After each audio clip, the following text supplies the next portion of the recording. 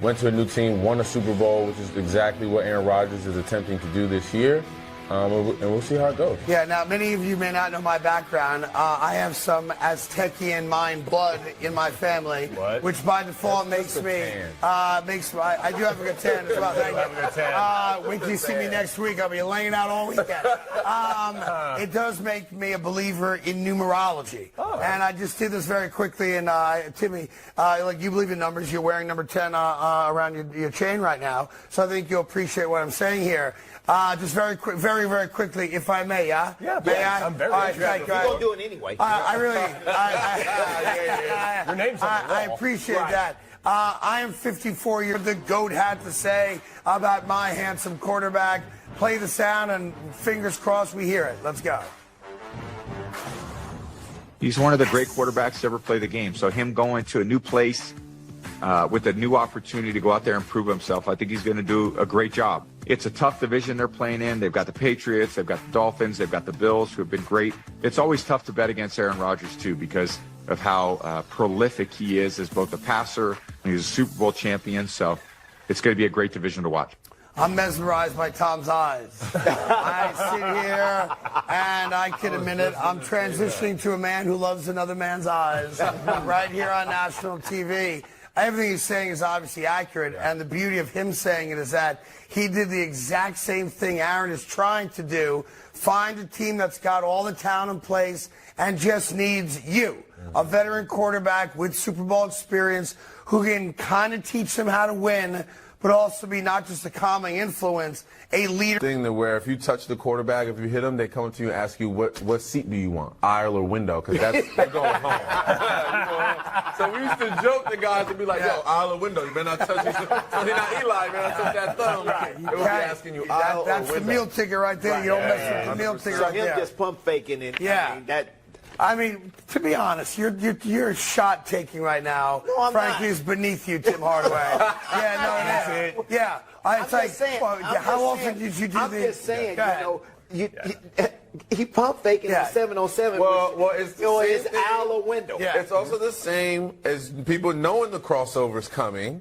But you still do it, and it still works. It's better than that. When you, Mitch Richmond, and Chris Mullen played 3-on-3 against guys we never heard of, you still killed them with the crossover.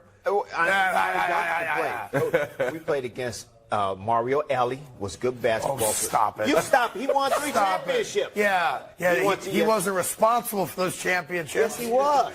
He had some big shots. Here we go. Revisionist history. Because you beat him in a game of 3-on-3 and you couldn't help yourself by crossing him over in practice. I said we was playing against him. Yeah. I didn't say in about practice. Well, we played hard. Back then we played hard. Back then you probably did. And having Aaron Rodgers as their quarterback, what's the number? Go with it. 54. Good job, Vic. UMass doesn't teach math, apparently. 54. Magic number. Yeah. Super Bowl 54. Everything's about 54. I made that last part up. But it's all coming together. The numerology has spoken. The New York Jets are winning the Super Bowl. Listen, I'm not big on numerology, but what? Yeah, that's right. Right, exactly. I did it. I worked it out last night when I went to bed. 54, Did that 54. come as an epiphany, and you just kind of. I don't know what an epiphany is. It sounds like a big word, but the reality is this: Aaron Rodgers coming to the Jets makes the Jets instant contenders. Correct. It does make them contenders. I mean, again, they were a team that was just missing consistency at quarterback. And they needed someone. Not only did they find that, but they found it in a Hall of Fame caliber quarterback, Aaron Rodgers, which again instantly changes your football team, puts everybody on high alert. And they brought over Lazard, who has some familiarity. Yep. He can be good for the rest of that offense and the rest of that receiving core, getting them acclimated. I mean, all the boxes are checked. Now it's up to Aaron Rodgers to go out there and finish. I can't believe they're still falling for that pump fake, even in practice. Right. Yep. He's been doing that for 15 years. So good. But let me ask this question. This weekend, while Garrett Wilson was throwing out the first pitch to his former Pop Warner teammate Brett Beatty with the New York Mets, I did a little digging. I found out where Aaron Rodgers was the same night, Wednesday night. My man took 3 of his teammates to Broadway and they went to see Wicked. Let's go. So Aaron Rodgers has covered the country doing music it all, guys, man. offensive linemen. He's doing it all. He's got the culture dudes who went to Ivy League schools. I gave him a little Wicked on Broadway. Love that. And what's next? Who knows? I think he's going to see Drake at the Garden in July. Possible. Everything's covered, right? Right. Awesome. Is he That's my coming here? guy. To our studio? Yes. Well, I'll be honest about Put the that. call in. Put the call in. I put in a request to the Jets. This is a true story.